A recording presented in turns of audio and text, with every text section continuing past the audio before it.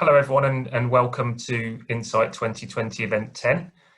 This has been a festival about analysis and learning in health and care. So over the course of 6 weeks, we're hosting a series of virtual events exploring some of the challenges facing decision makers in health and care in 2020 and beyond. By way of a bit of an introduction, this week has all been about our Decision Support Network in the Midlands. So this is a network of 12 decision support units, one for each STP or ICS, and another for NHSEI directly commissioned services. And this network is supported by a decision support centre that provides education and development around specialist capabilities, the delivery of a small number of analytical projects on behalf of the network, and as well it facilitates active knowledge exchange across the network, principally in relation to analytics, evaluation and evidence. So we've spent the week introducing these various functions of the network. So on Monday, we introduced the network idea with presentations from our network chair, Paul Mobach, and our decision support centre lead, Peter Spilsbury, as well as a discussion with two of our local DSU leads, Ruth, who's on the panel today, and also Lucy Heath from the Black Country in West Birmingham. And then we've also delivered sessions led by our centre leads, focus on how our evidence and evaluation teams will support the network, as well as introduced our analytical network that's been up and running for the past 6 months or so. Now, all of these sessions will be available on our website if you have missed them. Today, though, we've got a very exciting expert panel to think about what's next for the network. So we've got Ruth Lemiech, the Director of Strategy and Transformation for NHS Herefordshire and Worcestershire CCG. We've got Andi Orlowski, Head of the Health Economics Unit for Midlands and Lancashire CSU. We've got Jake Abbas, Head of Local Knowledge and Intelligence Services for Public Health England. Peter Spilsbury, the Director of the Strategy Unit. Suki Panesar, Deputy Director of Data Analysis and Intelligence Service for NHS England. And in chairing the panel, we've got Gareth Wrench, who's a Programme Consultant at the Strategy Unit and also Associate Director for Local Knowledge and Intelligence Service West Midlands at Public Health England. So before we begin, just a few house rules. Please keep your microphone muted during the session. Please do introduce yourselves in the chat box. So let us know who you are and where you work so we know who we're talking to. That really helps us. Do use the chat box function to ask questions or raise technical issues. We do tell you that sessions are recorded and links will be sent to registered participants afterwards. You can tweet about sessions using hashtag Insight2020 and we really encourage you to do so. And you can also tweet us directly at strategy_unit if you so wish. So that's the introduction. Without further ado, I'm going to hand over to Gareth to kick off the session. Thanks, Gareth. Okay, thanks, Dave. That's really helpful just in terms of setting the scene and just providing a bit of context for the subsequent discussion. We're really pleased that we've managed to convene such an esteemed panel of knowledgeable expert colleagues for this session, including a couple at quite short notice, so we're really grateful for that. We had initially approached and we've got the CEO of AFA, the Association of Professional Healthcare Analytics, and also a prominent local system leader from Nottingham, but unfortunately both have been pulled away due to the COVID instant response at short notice, unsurprisingly. So as David sort of says, this week we've learned all about the Midlands Decision Support Network, how local systems are setting up and operating their own decision support units, and how they'll be supported by this network and this regional decision support centre. And the idea of this session was really to have a very sort of wide-ranging discussion with a panel of local and national experts around exploring some of the merits and some of the challenges of this way of working as part of the DSU network, how they might see the DSUs evolving over time, and also exploring what they see as some of the sort of wider implications for health and care systems nationally. So we've got a series of questions that we're going to pose to the panel. But we really also want your involvement too. So please do feel free to post any questions, thoughts, ideas, any sort of challenges in the chat box, and we'll try and revisit these both during and at the end of the session. But initially what we wanted to do to kick off was we wanted to explore some of the benefits of the decision support unit arrangements in the Midlands. And we thought we could do this by just starting off with each of our panel members, asking each of you if you could please just briefly give a bit of background to your day job and start by outlining from each of your different local and national perspectives what particularly attracts you to this concept of DSU supported as part of a wider DSU network. And we thought maybe we'd start just in terms of your response, Ruth, from a sort of local system within the Midlands. Hi Gareth, thank you. Yeah, so in terms of my role, I'm Director of Strategy and Transformation for Herefordshire and Worcestershire CCGs, and obviously as part of that role I play in the integrated care system quite significantly. I'm particularly involved with our work around population health management, looking at generating our outcomes framework for our integrated care system, and even more so lately, but a really strong focus on inequalities across our STP as well as all the kind of standard transformation programs and strategic planning piece.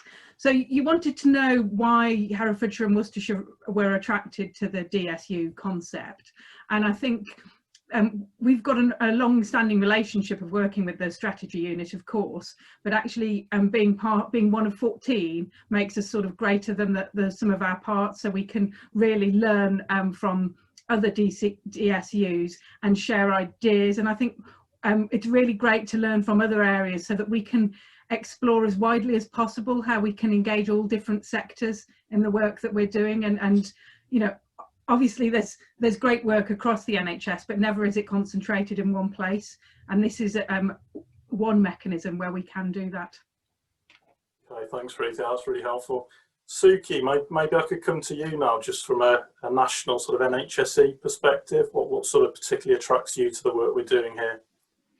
So Gareth, thank you for that. So by way of introduction for everyone, I lead on strategy and development within the data and analytics teams across NHS England and Improvement, which, as most of you will say, is probably classified as the do everything at pace and haste kind of portfolio.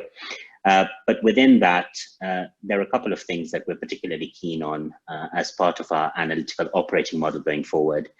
We're very, very interested in developing analysis as a profession. We don't think that can be done top down. And in fact, it needs to be done genuinely with all the partners across all levels in the system. And we see the DSU as being a critical part of developing that capability. We're also very interested in developing a term around federated analytics. And by that, we mean everything should not ever originate from one place, such as the centre or indeed the local systems. And in fact, what we need to try and develop is some sort of learning system where we're constantly sharing stuff with each other, and stuff that's developed in local areas can actually be shared, developed once locally and shared many times nationally. The converse of that is true as well. And then when we look at the decision support unit construct, and I mean this in a very affectionate manner, we see it as the most amazing piece of middleware that joins the centre to the local areas, because you will have enough reach, you'll understand the context, the nuances of the local populations, and you'll be able to shape product solutions, guide us at the centre what needs to be done. So we see it as a very, very important piece in the jigsaw puzzle. And more so during COVID, I think no one can argue that the greatest strength in our endeavours is actually through collaborating with each other. Thanks, Suki. Really useful insight there. Maybe Andy, if I can come to you now, just in terms of introducing your sort of role and yeah, you know, sort of adding your perspective to what we were talking about. Thank you, Gareth. Yeah, so at the Health Economics Unit, I think part of our reason to exist is to offer additional capability and capacity back into the system. So we're NHS analysts working in collaboration and partnership with others. And I think the amazing thing about the DSC, where before this happened kind of informally, so we might work with great people like Ruth or Maria at Knots, and you would have a little bubble of friends that you would share ideas with and some of the work. The DSC kind of formalizes this, makes sure that your network is bigger than your personal friendship bubbles and people that you've worked with before, and it opens it completely opens the horizons of what's possible. In the weeks that we've been with the MLCSU, it's completely changed our outlook and what's being done out there. So for us, for people who are trying to work with systems, especially, for me personally, a bit like Ruth, pop health management is my thing, but we have econometricians, we have these skill sets that may only be needed to be flexed into every now and again, but they're there for the system to use if needed. But of course, then if we do it once, we share it. And that's something that through COVID, I think analysts all came together. The community was very, very strong over COVID, and we were very keen to make sure that everything was open. We were sharing widely, but the great thing about the DSC and the individual DSUs means that that's rather than set to a certain group, it's shared systematically, and therefore becomes much more powerful. I think someone said earlier, we become much greater than the sum of our parts by sharing this in the right way. So that's why we're excited to be part of it. Thanks, Andy. Yeah, I think that idea of collaboration, is obviously really key to what we're trying to do in the Midlands. And lastly, Peter, if I can come to you, please, just to offer your perspective. Yeah, thanks, Gareth. So the day job, the strategy unit, we're an NHS team. We've been going for 8 or 9 years now, and the kind of whole purpose behind our existence, a bit like Andy said, really, is to try to make available within the NHS some sort of slightly more scarce or less often needed skills and expertise on what you might call a consultancy model, but with some very significant differences. So some of the disciplines of working as a consultancy, but abandoning some of the other aspects of consultancy. So, for instance, we it's a matter of principle for us that anything we do is openly shared, never sold twice. The NHS only pays once. That kind of thing. All analysis should be replicable. So we have a duty to share our methods and our coding and so on to enable that. So there's some fundamental differences. And the reason why I'm excited about the DSU and arrangements, when first of all, the very reason I came into the NHS was I was fascinated by the ethical and other challenges involved in trying to make collective decisions about how to use a resource, which is, £1 in every £15 in the UK economy is a health service pound.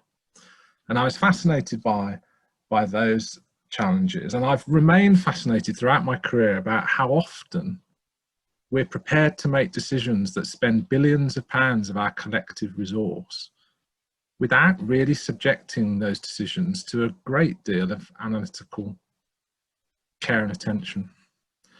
And as we get more and more clear that the future is about understanding the way systems work and the complexity of interactions within systems, it seems to be just more and more important that we bring a high quality of analysis and evidence and decision-making methods to how we address some of the really enduring challenges. You look across the health service today, it is as riddled with inequalities and inequity as at the point when it was founded. And despite lots of grand claims about how we're going to address that, we've not really achieved a great deal with it to date. And so I believe that part of the answer to that is a more systematic and deeper decision-making kind of process. But I also believe it's critical that resource needs to be in local systems. So the basic fundamental premise of the DSU network is each system should have within it, in whatever way suits it, an analytical capability. And I draw a distinction between analysis and reporting. I'm not saying one's more important than the other, but they're fundamentally different. It should have a focal point for analysis, the use of evidence, evaluation, and effective decision making. And what we should be doing is trying to support the growth of that capability in local systems, most of which is going to be about drawing on existing people and existing talent, but organising it better. And then we support each other through effective networking, but networking has to be active and engaging and constantly catalysed. And the good thing about the agreements around this arrangement in the Midlands is that it's been recognised that just doesn't happen of itself. So the role that we've been asked to fulfil is to be the kind of glue for that network and to bring some specific components that increase the likelihood that skills will increase, that work will be shared effectively, and so on. So anyway, yeah, for me it's okay.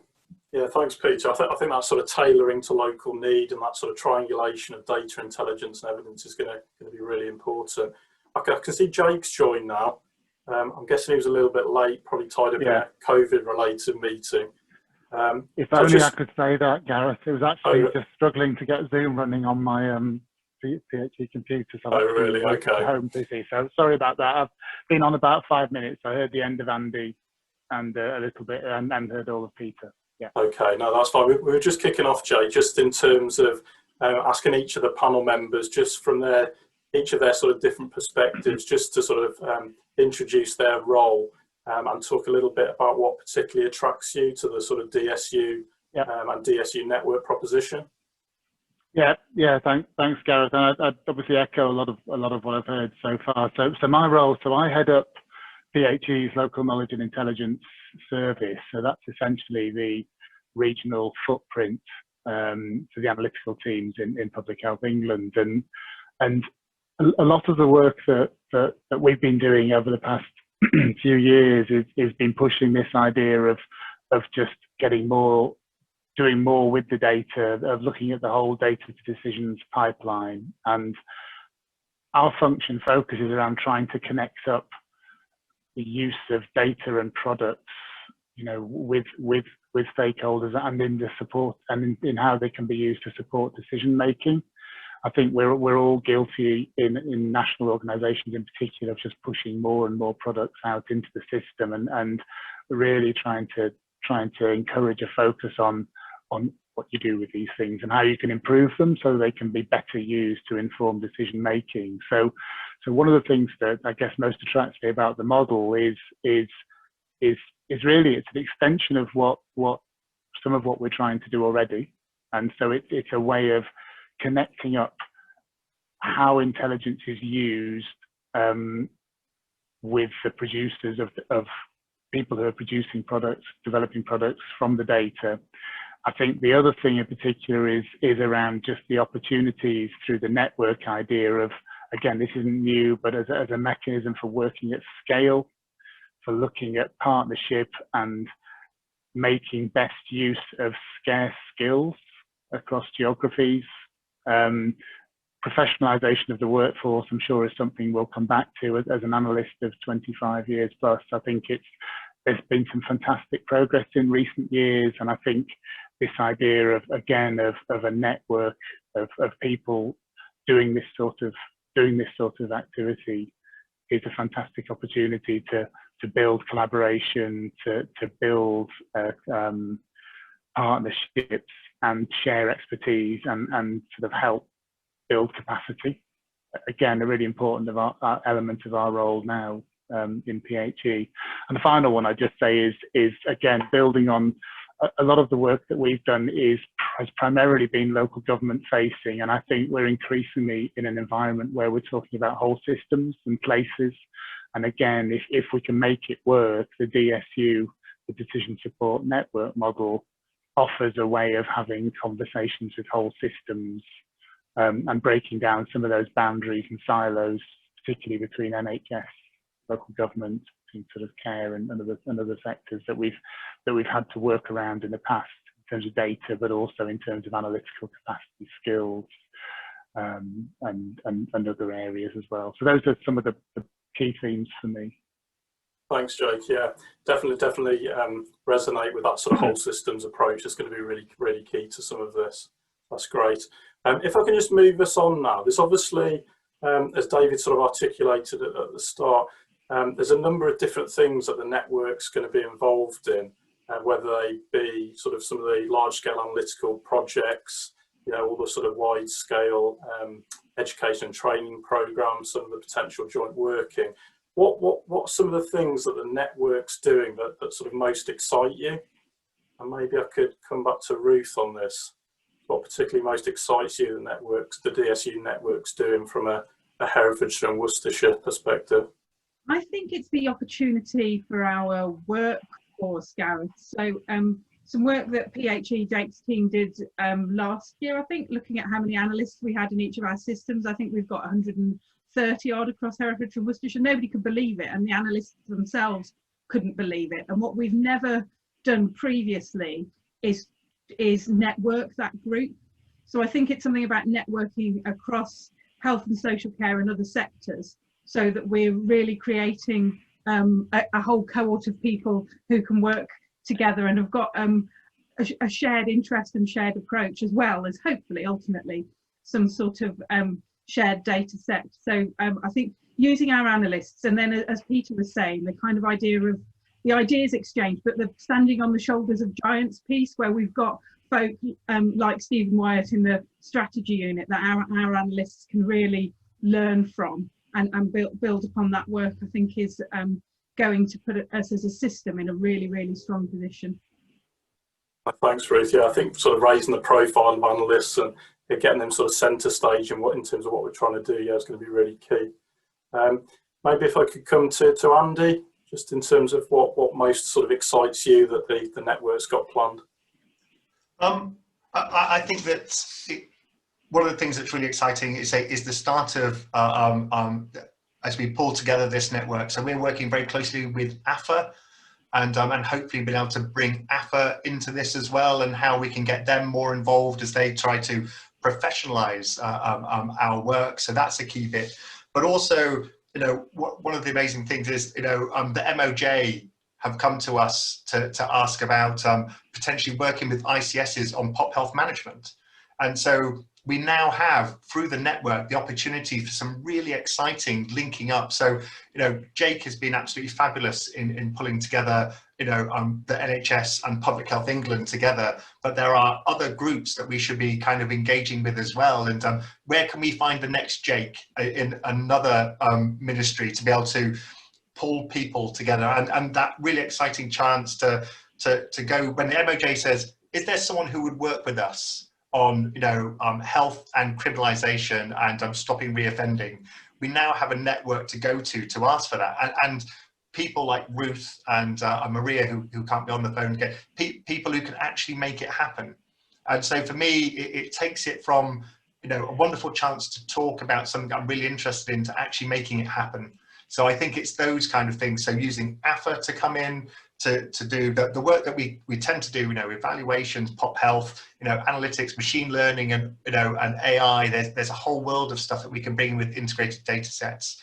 I think for me, it's this practical work that we can bring in that means that analysts in systems, not us, but analysts in the DSC, that then in those individual DSUs can now get involved and work with someone from the MOJ. I would have loved that as a junior analyst working in a hospital, the chance to do something that wasn't writing a crappy report. But, you know, this idea of getting involved. So I think it will stimulate, the network will stimulate analysts and make them remember why we joined up and why it's such a great place to work. Thanks, Andi. Just as a follow-on to that, there's obviously a lot of sort of national initiatives sort of underway at the moment, looking at the sort of professionalisation of analytical skills. You know, how do you see the DSU network sort of complementing these, and, you know, do you see any potential conflicts? No. If anything, it's the opposite. I think it's a great way. How can we work with AFA and the DSC so the regional? So we've got the wonderful and amazing Julia Wilkins, who works for us, who's now the exec director at AFA. That's a bit of a secret. Sorry, I shouldn't have said that, but it will be announced soon. But she's going to be looking after the kind of the regional directors. And for us, working with the DSC, this is a great opportunity of how can AFA help support. So their links to Health Education England, their links to NHS England, and how they want to help push their analysts forward. But they also need people to do this. They need to get groups like DSUs involved and engaged for them to create case studies and a membership that's keen to push it forward. So I see it kind of being, hopefully, dovetailing together wonderfully. And because I think that we all share a passion for, analysts doing, feeling valued, doing a great job, and making a difference. So no, I hope it's a very positive thing. Absolutely, yeah. I just wondered, Peter, Suki, Jacob, did either of you want to come in on that sort of professionalisation sort of topic? Yes, Gareth, actually from me. In fact, I think some of you from the DSU are actually involved in analysis as a professional thinking we're doing at the centre. So we had our first board meeting jointly chaired by Sarah Colkin from NHSX and myself, trying to understand what is the portfolio of work being undertaken to professionalise analysis and try and draw up a bit of a roadmap of the things we want to be doing going forward. So I think when we look at the DSU again, there are very many domain experts within that. So the DSU doesn't just serve the local populations, but I think it's finding a mechanism, as we have, of how we bring that expertise to inform us at the centre, so that we design something that works for most analysts across the system, be they in the NHS, be they in the local authority. Okay, thanks, Suki. Jake, Peter, anything to add on that particular topic?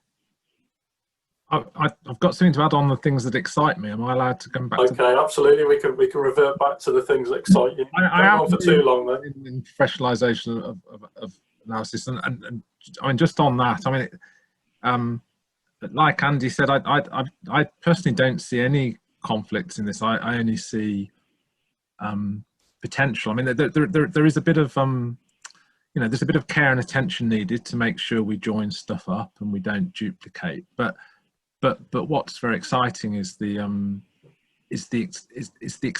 extent of a feeling of common values coming to play through these discussions.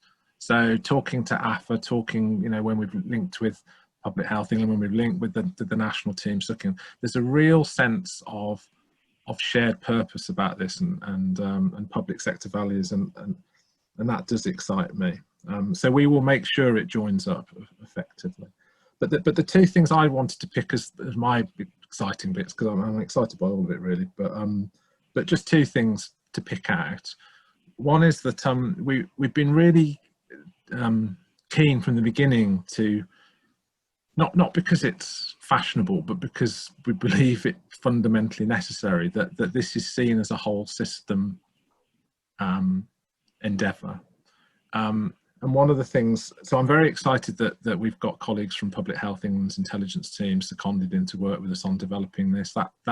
That's practically fantastic for us because Gareth and Janine are such great colleagues, but it's also symbolically important from my point of view. But also we've got working really well now, at least with some parts of ADAS and the Local Government Association. And what I mean by that is we've got a joint proposal in between the Decision Support Centre and ADAS and the LGA at the moment to try to use system dynamics modelling as a way to better understand the emerging dynamics in the residential and domiciliary care sector and how that interacts with the workforce for those sectors, how that interacts with community services, the NHS, and how all of that in turn interacts with the wider economy. Now whether we're successful or not in that bid, we will find out. But the fact that we've got to the point where we've very early on got the kind of relationships emerging where partners want to work in that way with the decision support arrangements in our region is really good. And then similarly, the thing that I hadn't really thought about as having as much potential as maybe it turns out in practice, there's currently, to my knowledge, 3 large-scale, really large-scale, multi-year NIHR research bids in. Again, we don't know whether they'll succeed, but there's 3 that have gone in that are citing the Midlands Decision Support Network as a key mechanism for how they would promulgate aspects of their research findings, because that's an important thing that that people have to demonstrate increasingly in research bids, that they've thought about the mechanisms by which they can take the findings in place A and start to establish whether they can be replicated in places B, C and D. So the Midlands Decision Support Unit is starting to be seen as being potentially an effective vehicle for some of that kind of activity, and that excites me, because I think that then starts to raise the possibility of a greater degree of interaction between the service and researchers about making sure the questions that are being looked at are ones that are practically useful at the front line. Absolutely. Thanks, Peter. Jake, anything you want to add? Just a couple of points around professionalisation. So one of them, I think we've mentioned the great work going on nationally with AFA, with NHSE, ourselves, others, around standards, qualifications, apprenticeships, all of those sort of routes through for the workforce. I think what the DSU, the networks offer, is an opportunity, is potentially a landscape within which to have much more fluid movement of people as they go through their careers and get experience. We haven't got but there are various trainee programs around, but I can certainly envisaging it providing a really good platform or structure or environment to support staff as they go through and spend time in different institutions and develop that understanding across the different cultures, the different data that's used in different parts of local systems. So that's a really important one for me. And the other one, I don't know if it's been touched on already or we'll come on to it later, is around leadership and professionalisation and leadership in health intelligence. And again, the more that we connect up and have visibility for things like this with local leaders and people who are charged with making some of these really important decisions, I think having senior level posts in insight, people who are sat alongside and working with executives, directors of public health, others in important decision making roles is a really fantastic opportunity that makes the case for why data intelligence evidence is so important. Absolutely. And again, I think the DSU, the Decision Support Networks, are absolutely about that. It's a focus on what we do with it, what we do with the data, that's really important. Yeah, well, I think that's a really sort of exciting opportunity for analysts in terms of that sort of fluid working across organisations, and that's sort of you sort of alluded to that idea of a sort of chief analyst or a chief analytical officer, sort of at a very senior level. Okay, that's great. We sort of explored some of the benefits of the DSU arrangements. I just wondered if we could move on to thinking about some of what we see as some of the challenges. So what do each of you see as some of the sort of fundamental challenges that we'll face in terms of establishing locally based DSUs, and how do you think we can overcome these? Maybe I'll come to Suki first, just for his view. Is that because you gathered I was saying, I hope he doesn't ask me first? No. No, that's... Trying to mix it up a little bit. No, that's good, Gareth. So I think there will be a couple of challenges. One of them will be, will the blueprint for one DSU be the same for other DSUs around the country? And will we celebrate that diversity? I hope we will, but it's one to think about. And how will we build a community of DSUs around the country? And building on from that, how would all these DSUs want to work collaboratively with us at NHS England and Improvement? And I think one of the challenges we can anticipate there is, so if I talk specifically about my team would love to come and spend some time in the DSU, but we'll just need to work out the mechanism of how that's possible. And Gareth, you've shown that how that's possible, but I'm thinking probably not in terms of secondments. If people just wanted to come in and do certain projects with the DSUs, how could we make that happen?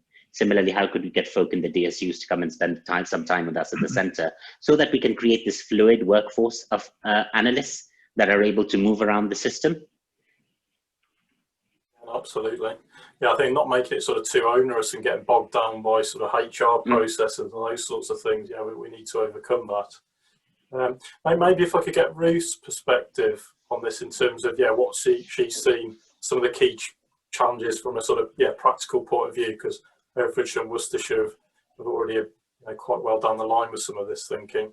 Yeah, I think it's maybe just about, it's a challenge if it's not framed correctly. So in terms of the projects and the thinking and the work we're doing around the DSU in Herefordshire and Worcestershire, that's absolutely firmly framed as part of our ICS development programme. It's not something different or separate or additional. It's work that we need to do anyway. So, and it will absolutely accelerate that work. So it's not another project. It's a complementary effort towards building our integrated care system, part of our standard operating procedure, the way we do things around here. So that's how we're trying to describe it, rather than a separate something that sits on the side. It's absolutely part and parcel. Thanks, Ruth. And Jake, I was just wondering, what you saw as the sort of key challenges that might DSUs? Yeah, I think a couple of them been alluded to already. I mean, one of them is an obvious one around you're seeing, Gareth, I know, is just headspace for areas to engage in anything other than just immediate response on COVID at the moment. So I think it's whilst the benefits of actually having a more joined up response and the things that go with it are actually something that the DSU would greatly benefit, and I would support the response on COVID. I think even so, I think areas are struggling to engage on anything beyond the absolutely acute need. I think the other one that's slightly broader is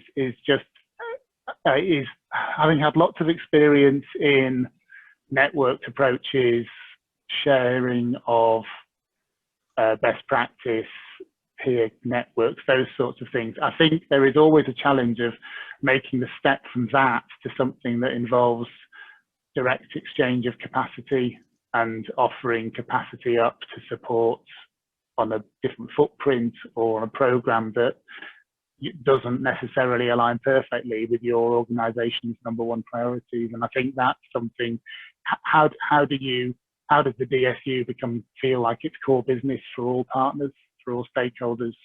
And I think it's something we can do. And I know a lot of work that Peter and others have done on a prioritization is trying to take us in that direction.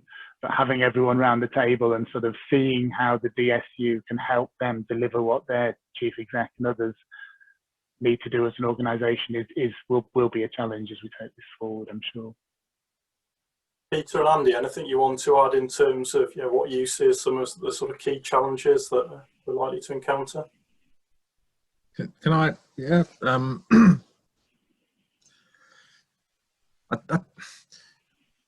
It's important. So one risk, how we avoid this being a fad. We are very good in the NHS at getting very excited about it, and then something else comes along, so we jump onto that, and then we jump onto that. And I have a sense with this that there is an enduring need to improve analytical capability to support the NHS. And at the moment, we're trying to do that around the structures of ICSs and STPs. Who knows whether they'll be the structures, in however many years' time. But the underlying enduring need is to build that capability, and I think to network across the NHS. And in our patch, we've gone for this model. It's not perfect by any means. No one's claiming it to be perfect. But I just hope we can just have the courage to say, well, this is the one we've opted for, and we're going to stick with it. Because the second risk for me is there is a tendency to expect too much too soon.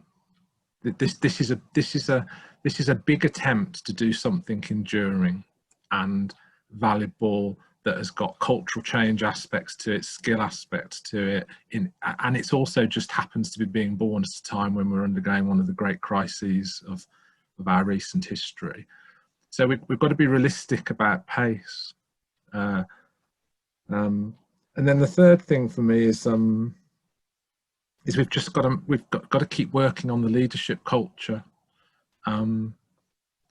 So some of the problems that I would see a DSU and a DSU network are addressing are problems that have been with us for decades. And when I hear people say, I need a piece of work doing on this, and it's got to be done in the next 2 weeks, I'm kind of thinking, why have we suddenly got to try and achieve fundamental insight into something in 2 weeks when this problem's been around for years and years, and we've had repeated goes at doing it superficially.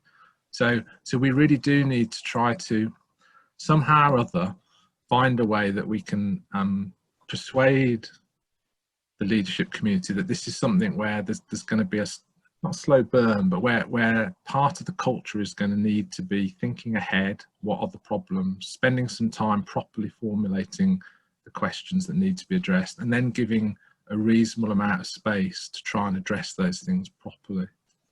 And that is a cultural shift. And I worry slightly whether the NHS can tackle it, because at the moment we're in a heroic leadership culture where people score prizes for saying, I want it immediately. Peter, in your response there, just a bit of a follow-on question. You mentioned the word culture sort of numerous times. Sort of key to this is going to be sort of how do we better, foster a collaborative culture that we're going to need to work across organisations. Have you got any sort of ideas as to how we might do that effectively? Yeah, I think collaboration always goes well when everyone does what I want.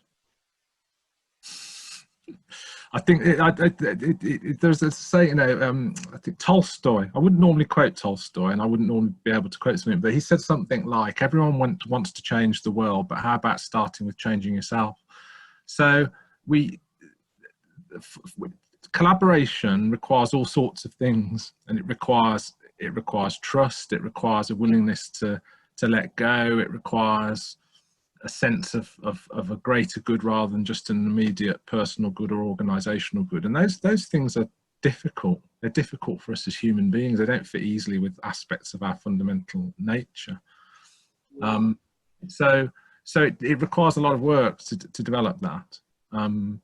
But what I hope we can do through the DSU arrangements, at least, is really try to celebrate the best examples of collaborative culture, and to make sure that the things that get the attention and that we kind of bring to the fore are things that exemplify that kind of way of operating. But I think there's some very practical things we could also do. I don't know whether we could pull this off, but I would really like the NHS in the Midlands at some stage to sign up to a charter that says it will never commission analytical work from any organisation that doesn't commit to make that work openly available as code and data, so that their work can be replicated by anybody else. And I personally, I kind of feel, so I think there's some things, whether I'll ever get that one through, I don't know, but I think there are some practical things, some specific steps we could take, but generally speaking, it's going to be about exemplifying and celebrating the best examples of collaboration, I think. I think some really good key principles there, Peter. But I didn't expect to hear Tolstoy quoted this afternoon. It's a bit highbrow for a Friday afternoon. Gareth, I thought it was Michael Jackson who said that. Thanks, Andy. Does anyone else want to come in on the sort of, how can we better foster this idea of a sort of collaborative culture to obviously work across organisations? Anyone want to add to what Peter's talking about?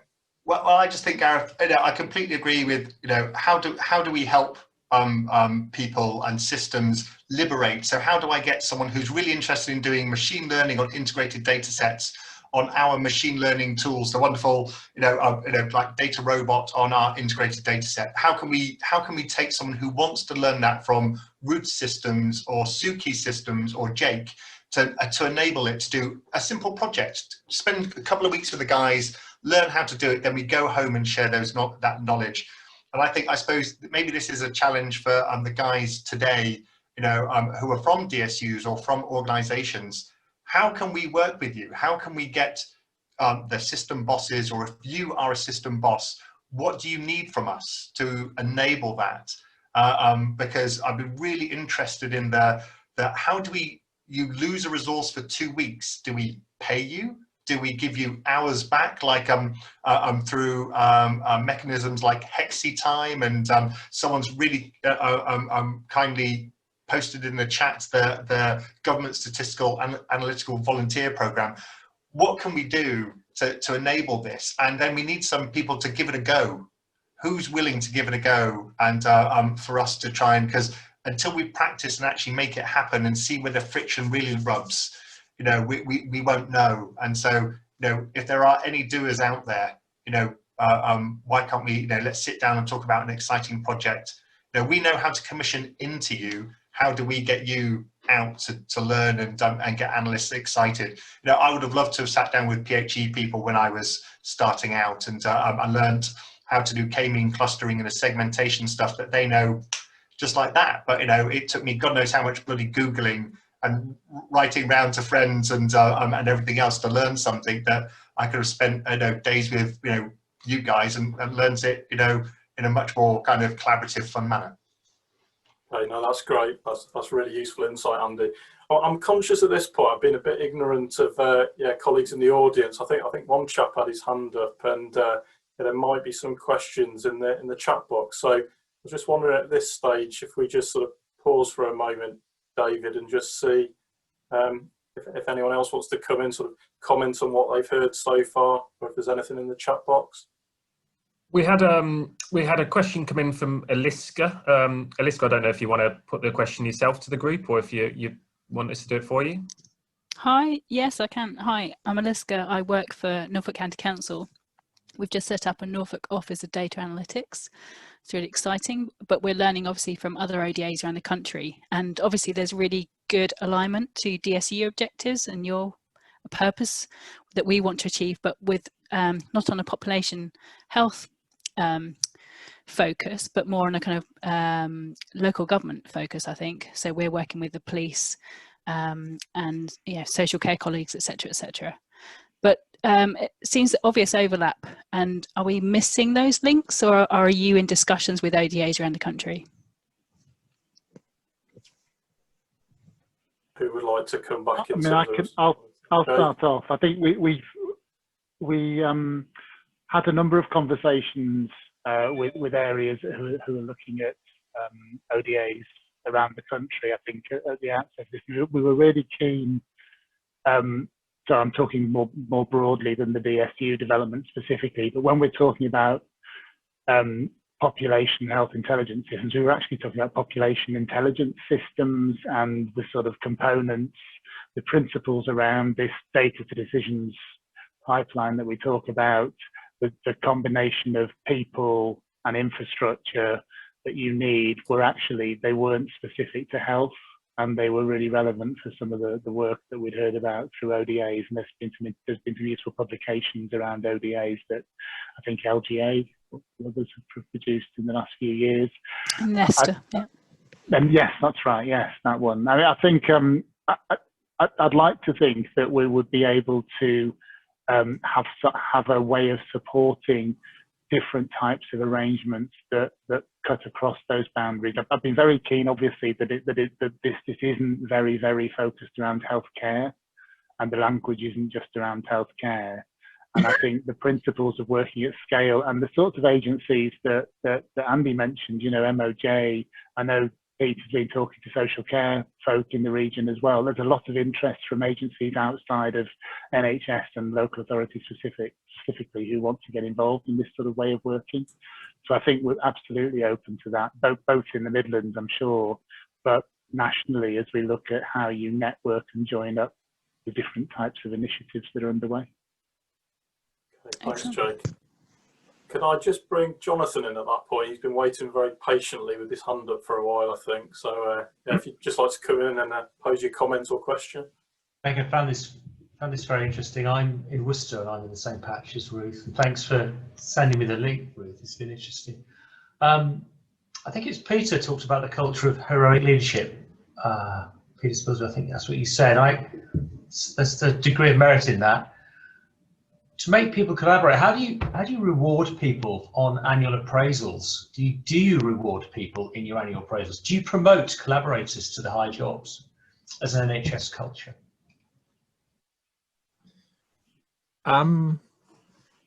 Do I think that the NHS does? Sorry, yes. Is there a culture? Is there yes. No. I think a performance system of promoting the right people who collaborate, not heroic leaders. Yeah. I mean, it'd be difficult to comment on that. By observation, I'd say that isn't whatever's said in practice. That hasn't tended to be the behaviours that have been most valued in taking people to the most senior appointments.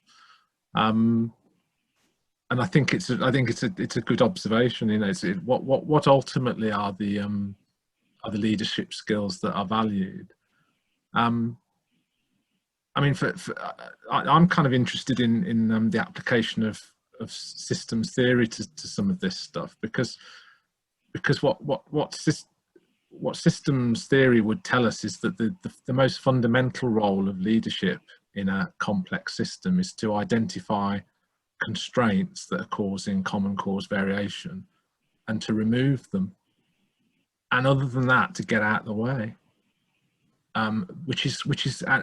Things like setting performance targets and so on, that kind of theory would tell us is a nonsensical activity, but it's a fundamental cultural activity for the NHS. Now, I'm not going to set up the DSU network on the basis of part of our objectives is to persuade everybody to get rid of performance management, but everyone says in the NHS they want to be led by the evidence. And I'm afraid the evidence is overwhelming that for when it comes to trying to lead complex adaptive systems, performance management and the way it's typically operated is counterproductive. But a lot of people's jobs are involved in that process. So again, you know, there's all sorts of forms of obstruction to it. But I think it's a really good challenge. Sorry, this is recorded, isn't it? I didn't say any of that. I said previously, Peter, that we talked about the power of anecdote in the NHS, and the power of anecdote is tremendous, unfortunately. And I think the DSU's role, if it's do anything, is to try and counterbalance that. I think from my perspective, the only thing I'd add to Jonathan's sort of question is, I mean, certainly Jake sort of actively encouraged us to, you know, build and develop local relationships in terms of our PHE roles. And, you know, I think I've always thought, you know, why is there such a sort of disconnect between, you know, analysts working in public health teams, those working within trusts, those working within CCGs and social care?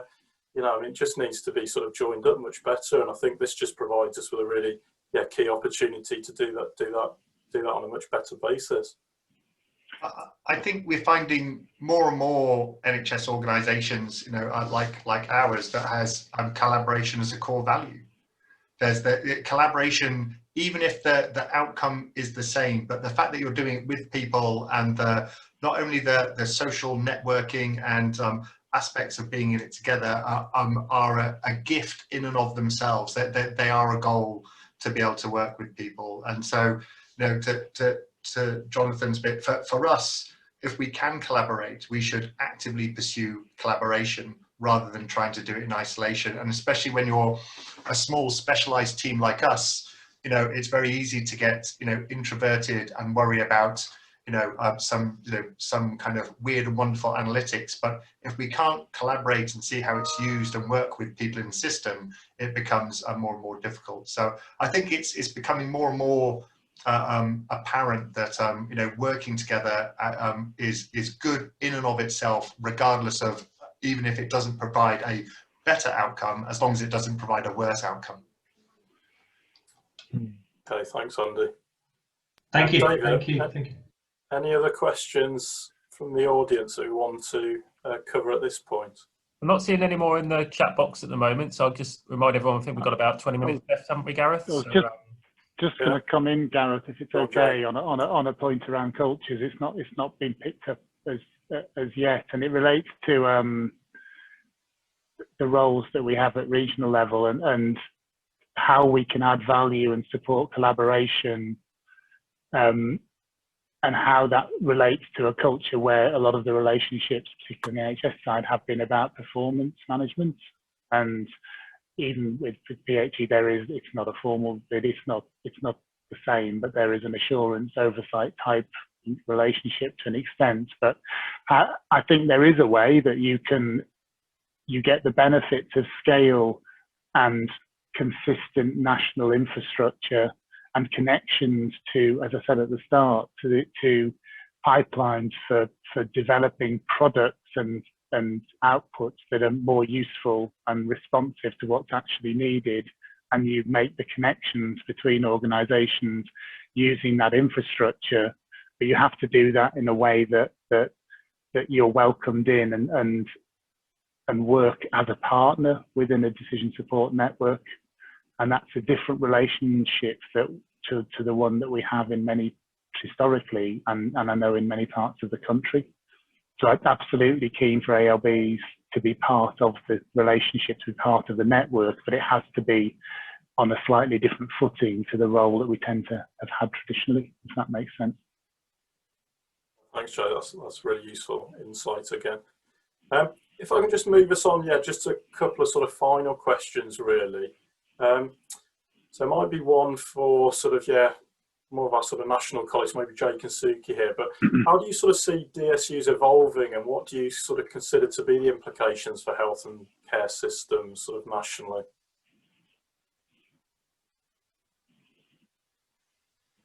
Do you want to go first, Suki?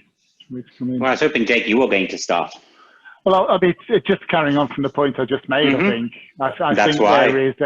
think there's an obvious connection around how do we join up the current focus on population health management, ICS development, all of that work that's being heavily driven through NHSE in a way that it builds on and connects up with locally driven initiatives such as the DSU in the Midlands, and there is a way that they can connect up. And I think what we have to do is to harness the energy and build on the existing relationships. And like I said, certainly there isn't a strategy unit in every region, but there may be other partners who have long-standing relationships with the system. There'll be academic collaborations as well. And I think there is a model where you've got a consistency in terms of sharing some architecture and a sort of skeleton of how you join things up and have a national, local, regional bridge, but you build on and make use of what's there, and have something that combines that local energy with the benefits that you do get from scale as well. I think that's a critical challenge for us, and I think it's one that we're having live conversations about at the moment. Vicky, anything you want to add to that? Yeah, a couple of points actually. So I think one of the things, and Peter, I take your point about folk jumping on bandwagons, but you can't blame us. I mean, the DSU is such a good idea, so at times these things do happen, jumping on the bandwagon. But on a more serious note, I think I hope more and more DSUs will flourish around the country. I think one of the possible scenarios, probably 3 to 4 years from now, and would be really good if DSUs could start developing their areas of specialism. And the reason for that is it makes it a lot easier for us at the centre then to say, and I'm just going to make this up, if we wanted to develop an early warning system, for example, and Peter, let's say your unit had the specialism in that, you could then do it for the whole country. So it's always my challenge to you, Peter. As much as the DSU is something for the region, I think there is a piece here around the expertise that you will develop and harness together with your local ICS and STPs. It's a very, very powerful factory that can do stuff for us at the centre as well. So that's one in terms of the evolution. And then the other one, very quickly, Gareth, is I think the DSUs also have this great opportunity in the future to actually become areas that develop certain capabilities within the NHS. Peter Mohammed's doing fantastic work with the R community. So I see no reason why that doesn't just become the housing place for all our endeavors and probably more. So rather than us having another R community somewhere else, let's just get it done there. So my challenge to you will always be, how do we scale what you're doing across the entire nation?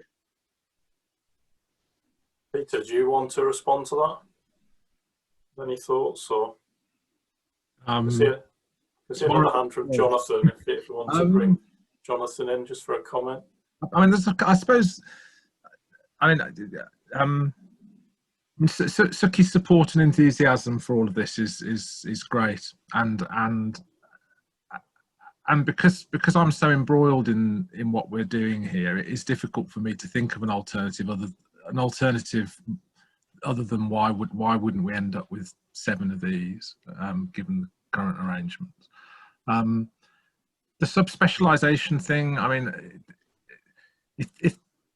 if that can work, if that emerges organically, and it isn't also exclusive, because there's a vast amount of work to be done, and there's a vast and doing it with local relationships and with greater local knowledge of local data peculiarities and all that kind of thing is very important. So as long as it isn't exclusive, as long as we could say, well, actually we're quite happy that we've got multiple centres that we accept are expert in this, but maybe in this particular area there's a logic to it, then that could be the way it evolves. But the thing I'd be most struck by in what we've been doing around the DS through the Population Health Academy we had last year and emerging into the DSU arrangements is, if I just think about the analytical side of things at the moment, we've got hundreds, if not thousands, over 1,000 probably, analysts in this region, and in amongst that group there are a large number of people with great skills, great commitment, a real desire to do something, to have impact through their work, wanting to work differently, perhaps to the way currently is sometimes the case. And that gives me a huge amount of optimism, because I see part of this as being just about organising ourselves better, but not through a kind of traditional NHS reorganisation, but a kind of a bit more of a rebellious form of how you organise yourselves. So I think there is great potential in that. Okay, thanks, Peter. I'm just conscious of time at this point, so I just wanted to bring us on to our sort of final question, really, around what will success look like. So how will we know in sort of 12 months, 3-5 years, if we've been successful with all of this? What would and should a sort of fully functioning DSU network look like? I'll just give you a couple of moments just to think of your final responses and words of wisdom. And maybe I'll come to Andi first. So for me, it will be a wonderful, vibrant analytics community and network where we can seamlessly slip between working at the DH, MOJ, in Nottingham, in wherever it may be, and how, and as Peter said, where everyone feels that the work that we do is openly shared and accessible to all other public sector colleagues, and analysts feel like a valued part of the system and as professionals. And I think that and they feel that they're a valued part of the team. And who are really offering insight and help driving change. So for me, it's empowering us, and you'll be able to see it on the faces of 1,000 happy analysts. Okay, no, that's great. I don't think anyone will argue with that. I was just wondering, Ruth, from a sort of Herefordshire and Worcestershire perspective, what do you see success looking like in terms of your DSU in the future? Yeah, I completely agree with what Andi said, and this isn't a fad, is it? I mean, Peter, you first employed me some 15 years ago to look at how we use whole population data across Birmingham and the Black Country. So I think it's a life task for us to go on this journey and improve. But I think success will be when we take this kind of integrated, collaborative approach for granted. That the DSU or that kind of construct is just part of the way we do things. So that will be success for me, rather than having to explicitly describe and make the case for it. Of course, it's just obvious to everybody this is the right thing to do. Okay, no, that's great. Suki, anything sort of to add to that from your perspective? What would success look like from a sort of NHSE perspective?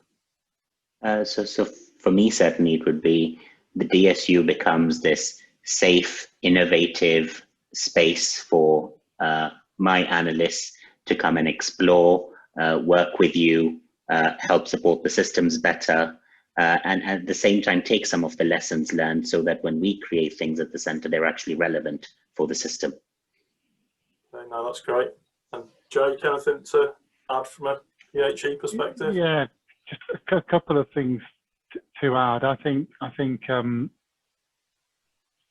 what I'd like to see is a network, and a network that is nationwide, with things that haven't necessarily got the same name, but are held together through common purpose, with an ability to support appropriate scaling, movement of staff. Really importantly, that from a national agency, that we're able to demonstrate how our products, how national work is directly informed by and is responsive to what's needed at local level. We can see reduction in the duplication between ourselves as agencies, and the reduction in duplication of what's being produced 50 times across the country. The other key one is that we can demonstrate that intelligence is at the heart of local regional decision making, and things like we've talked about a number of times, that more senior level roles in insight and intelligence across the system will be a really good indicator of that to me. Okay, well, that's great. Yeah, I think those sort of huge efficiencies to be gained, and those senior leadership roles can be really key. I know, Peter, if I just come to you just for your sort of final comments around what you view as success looking like. Well, can I have three?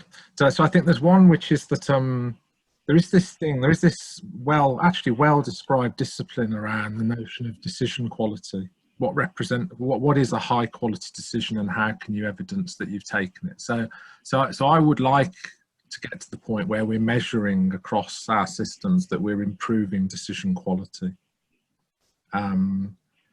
Because ultimately all of this analysis and evidence and so on, it's only worth doing if it leads to a decision. But the second thing for me is I'd like us to get to the point within that time scale where any system leader or leaders who've got a serious question they want addressing that needs analytical input, that their first port of call will be their local DSU. And that they have complete confidence in that, so they wouldn't dream of going externally. And if they did, they would do it through their local DSU, trusting their judgment of where they need to bring in external skills. And then the third thing, which is an esoteric one, but I'm allowed that because it's Friday afternoon, is I'd like to get into a world where nobody says, what we need round here is one version of the truth. There is no such thing as one version of the truth. And the way we'll ultimately make progress is when we've learned how to embrace multiple perspectives, hopefully on a common set of data, but that we recognize that the extraction of truth and understanding from data is as much an art as a science. But that we become more confident in how we do that and how we use it to underpin what are largely the value judgments we make when we make decisions about whether to do more of one thing or less of them. Thanks, Peter. Yeah, I think that's a great way to sort of finish there. Just before I hand over to Peter, just for some very sort of final reflections, and just to give a bit of a plug for some of the future sessions as part of the Insight 2020 Festival. Just really wanted to sort of thank the panel for giving up their time and for offering their sort of expert insight. So we sort of toyed with the idea of how to sort of thank people as part of these sessions. We've got this idea of a sort of virtual round of applause. So we're just asking everyone at this point to pop their cameras on, and we'll switch to gallery view. And if you could just give the guys a bit of a clap. I think that's been a really sort of wide-ranging, really useful, insightful discussion this afternoon. So yeah, really helpful. And I'll hand over back to Peter at that point, just to close. Oh, thank you. Yeah, I'd forgotten this bit. So yeah, this is just please for everyone. First of all, thank you for giving your time to come. It's we really appreciate it, and it's really encouraging to see the level of interest in what people are trying to do here. in the Midlands. The next week of the Insight Festival coming up, week 3, it's set out on the slide there. We're looking particularly next week at some of the analytical priorities that have been adopted across the networks for some of the 2 or 3 big projects we're doing collectively, and we're also reviewing the results of the first of one of those projects, the End of Life Care project, on Thursday the 15th. So it's not exclusively Midlands material. So for those of you from outside the Midlands, there'll still be plenty in there of interest, I'm sure.